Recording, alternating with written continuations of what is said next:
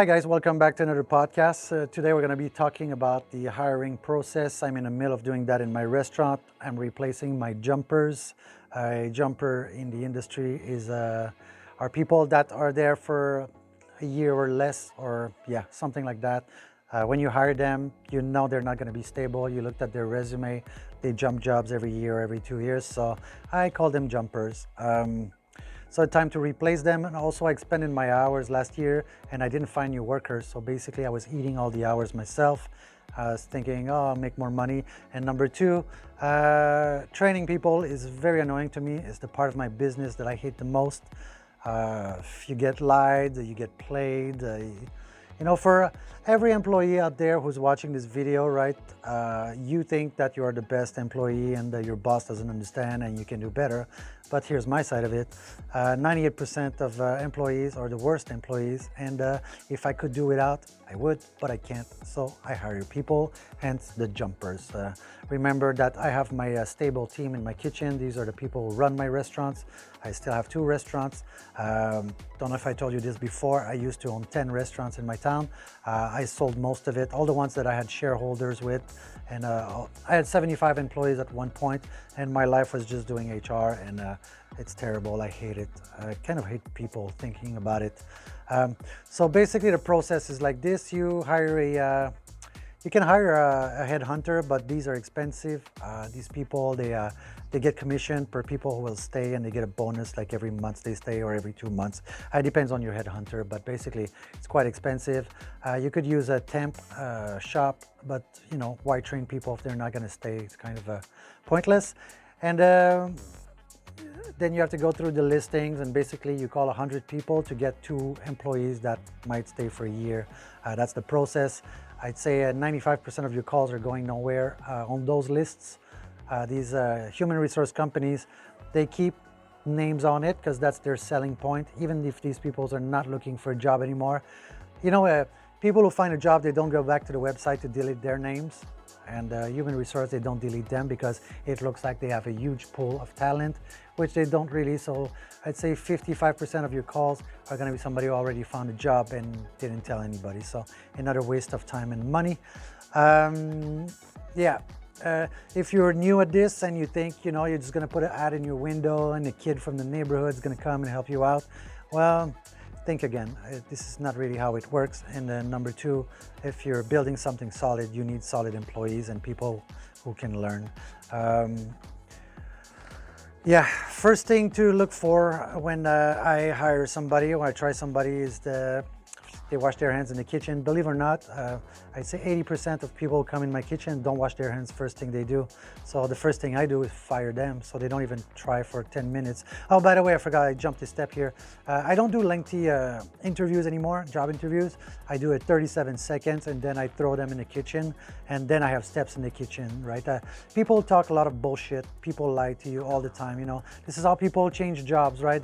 They're at this level, they go to another job, and then they tell you, oh, I was this there, but in reality they were this. And mostly I call the previous employers and I ask them what happened there, and then I try to discern if just a bad fit for them or just a terrible employee or a terrible boss. It happens as well. We're not beyond reproach in our businesses. It's a demanding business. So like I said, first step, go in the kitchen. I usually tell them to go cut a carrot for me. Carrot is one of the hardest things to cut in the kitchen. It's hard, it's a weird shape, it rolls, and then I can see the way they're holding their knives, if they know how to use a knife properly or not, which will tell me if these guys are bullshitting me or not. I say guys, but it's also girls, because mostly in my restaurants I hire girls. Get along better with them. It's easier for me. I don't know, guys, they have an attitude, and the girls, they just like, I'm here for a job and I do my thing. Anyway, back to our thing here. So I tell them to go cut a carrot to the kitchen, show them where the knife is, then I see if they go wash their hands. If they don't wash their hands, I say, okay, you can go now. Then they ask me, what did I do wrong? I say, you came in my kitchen and didn't wash your hands. You can't work here. They go like, well, I was going to later. Well, later is when you get in the kitchen, first thing you do is wash your hand. I don't care who you are, what you do. That's my standards. Can't work here. Like I said, second one is the can you cut a knife? Do you have control of your tool or not? If you told me you have experience and I see you don't, well, you lied to me, so you can't work here as well. If you told me you don't have any experience, then it's fine. I will take the time to teach you. You haven't lied to me. That brings us to the third thing, right? Are you teachable?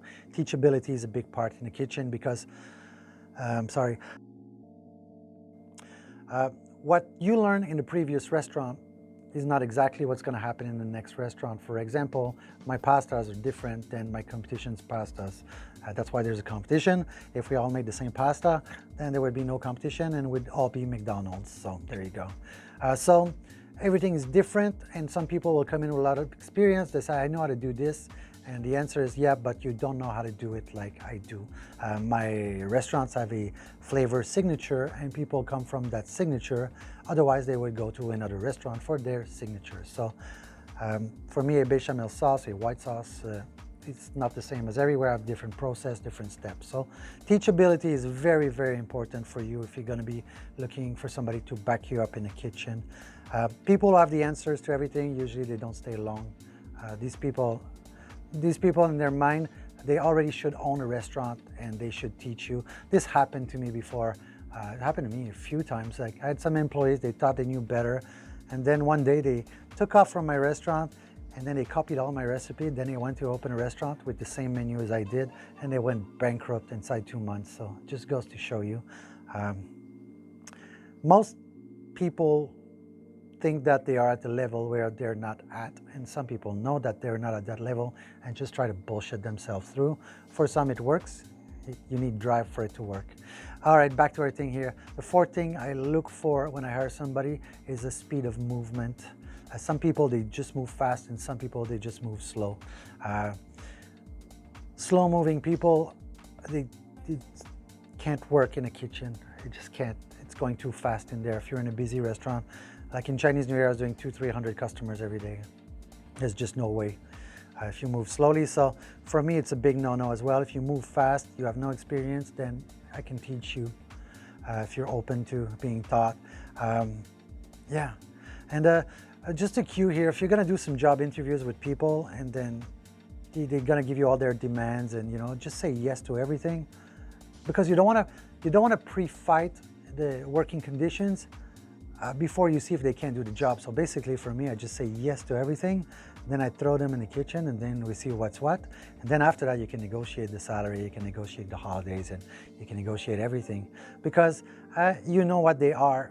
You're not being fooled by stories and shit like that. So yeah, just say yes to everything. Just go like, oh, I want this much money. Say, yeah, fair enough. And then they say, I want 2 weeks holiday. Say, yeah, sure. And then I want 6 days. Say, sure, sure, sure. Just say sure to everything. And then when they come in, and if it's a good fit, I don't really have a salary ladder in my restaurant. I usually pay people what they're worth. My permanent team, they're worth more because they're permanent, so I pay them more. So I always have room to, sometimes they ask too little, and then I tell them I'll give you more than that. And then, they stay a little bit longer. Anyway, you gotta, small things like this you need to work out for yourself. I just gave you some pointers. If you do 1 hour interviews with everyone, right? Sometimes at the beginning, I was doing like 45-minute interview, they're blah, blah, blah. Yeah, it's all great. I'll see you tomorrow, no problem. And then they don't show up the next day while you wasted 45 minutes of your day that you could have been doing something else. So don't. Like, I reckon do it 5-10 minutes. Don't go over that. I don't even do the interviews anymore. Like I told you, say, why don't you come in and try it out for 2 hours? It's usually what I say. If they say no, then I know I didn't waste my time.